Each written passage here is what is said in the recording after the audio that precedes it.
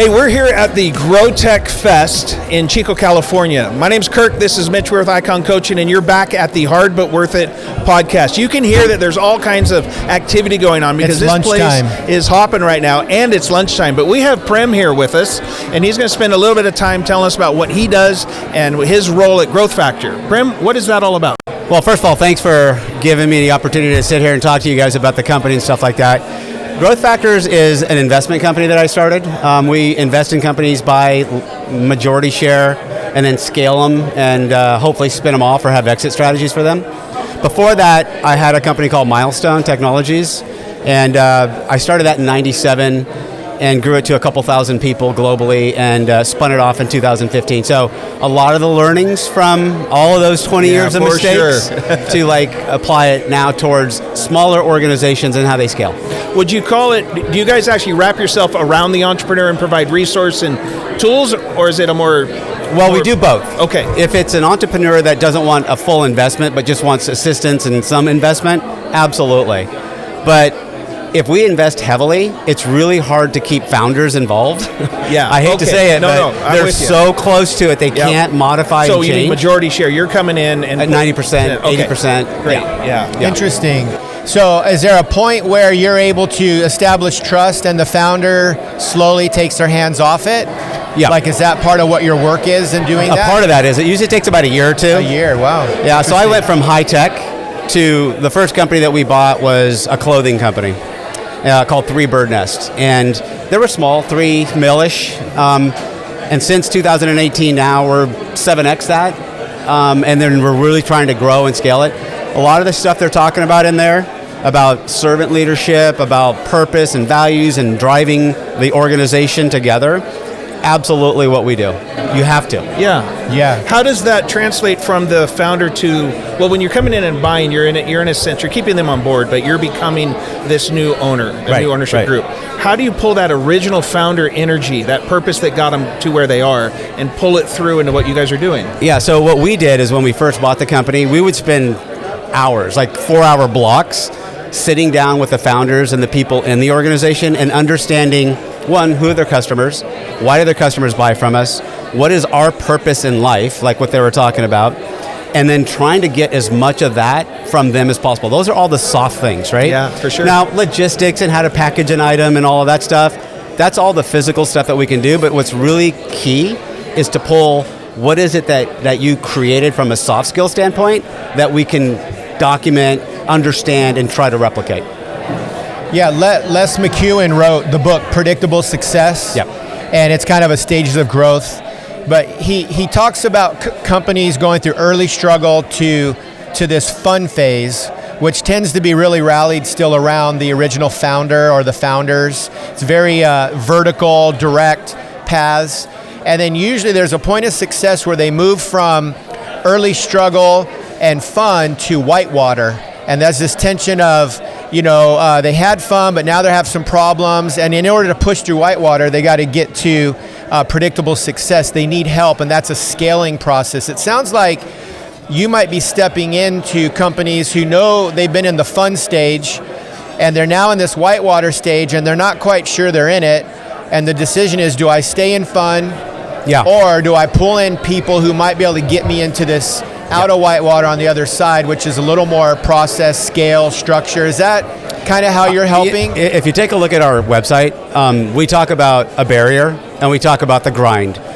Every company, not every company, most entrepreneurs have a limit to where they can take a company, whether it's 5, 10, 20 million, whatever that number is. And they hit this barrier and they keep hitting it and they keep doing the same thing over and over, thinking it's going to give me a different result. But they can't get out of the grind, the day-to-day, to really start thinking about strategy, thinking about what is my company all about, how do I get out of all of this and put a plan together to get me through that barrier. And that's kind of what we do, is the company that we bought, they were 3 mil. I mean, that's kind of, they were there for 7 years. So how do we go from that and going 7x is because of all the things that we're talking about. Yeah. Breaking through the barrier. I don't do the detail stuff. We do strategy. This is what we should do for marketing. Here's our purpose. Here's our brand. Here's our, whatever. And then the team feels empowered because they're bringing ideas and concepts to the table.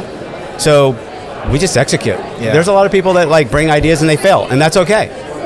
You got to learn from that too, though. Yeah. You just can't go out and blow 20 grand and like forget about it. Failure without learning is a whole different category of failure, right? Exactly.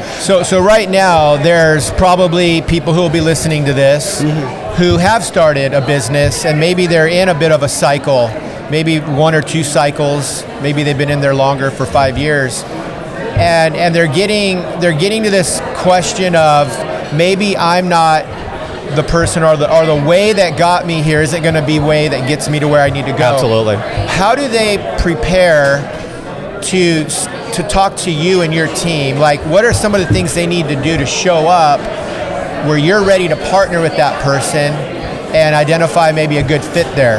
They need to be willing to change. They need to accept that there's things that need to change or happen differently in their organization. They may be hoarding power. They may be making all the decisions, but in order to shift that and break through, you have to be able to let go. You have to delegate. And the biggest thing is, whoever that entrepreneur is needs to shift from a day-to-day to strategy. And that is a big change. A lot of entrepreneurs can't make that change. You know, when I first started Milestone in '97, I didn't know about strategy. I was like, I'm just going to go do some stuff, right? I'm going to get these customers and we're going to go kill it. Well, it wasn't until about 2010 and 2011 that I really started focusing on culture, people, purpose, all of these things around with data analytics and everything. We went from 300 people to 2,000 by 2015. Right. Massive scale. So it wouldn't have happened if I would have continued to think the way that I thought. Why was it hard to let go of the way you were thinking? What internally sort of broke that allowed that barrier to go down? I finally came to like, I need to do something different. Now, a lot of entrepreneurs will say, I want to do something different, but I've also consulted with, there was a couple of brothers, and they owned a metal company, and they loved everything we were talking about. They didn't want to implement it. They're like, no, we've been doing it for 30 years. This is how we do it. But in order to scale, you need to let go of power, you need to delegate, you need to give accountability and reporting back in. There's a different structure to that. Yeah, and sometimes we need help. When you were at that spot in your own business and you talk about making some changes and you shifted and then you went from however many hundred to 2,000, did you have other people that you brought in at that point to help you? Like, you didn't just come to that yourself. There's a sense of you needed others to help you do what you couldn't do on your own, and that's probably part of the key. Yeah, I brought in a leadership coach, and he really helped me sit down and understand. Like, the very first meeting he joined me in, there was, 10 of us, 12 of us at the executive offsite.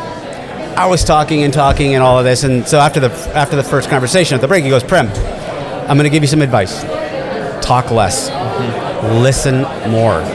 That alone changes things, right? So I go back in the meeting, and there was a question on the table. Everybody's looking at me. And I'm like, what do you guys think? Yeah. And they were kind of nervous, right? Sure. Like, this is what I think, because if I say it, they'll follow it. But if they say it and I don't follow it, is that a bad thing? Right. So it just went around the table, people throwing out their ideas. I'm like, all right, that sounds like a cool thing, but how do we make that happen? Like digging deeper into it, right? He said that if you talk less, whatever you say is going to be more meaningful, or make sure that it is more meaningful. Don't just blab because you can blab. Make it meaningful and purposeful so that people are getting some kind of message out of it. Yeah, that's great. I love that. If somebody, I'm going to frame this a little different. Well, okay, so there's someone listening right now that is resonating with what you're saying. They're like, I want to change. I'm stuck at whatever number they're stuck at. Yep. Been here for 5 years. I'm in that grind. I can feel the barrier. I can't name it. Right? They're just right there. Yep. How do they get ready for you? Or the yous of the world, right? Well, what do they need to do right now? What they should probably do is take a look at the first step is go out and find leadership coaches that teach servant leadership, or that at least know what culture and purpose are all about in organizations. And then, because what that does is it also helps drive people operations. Who are we hiring? Do they resonate with our values? Are they the same kind of people?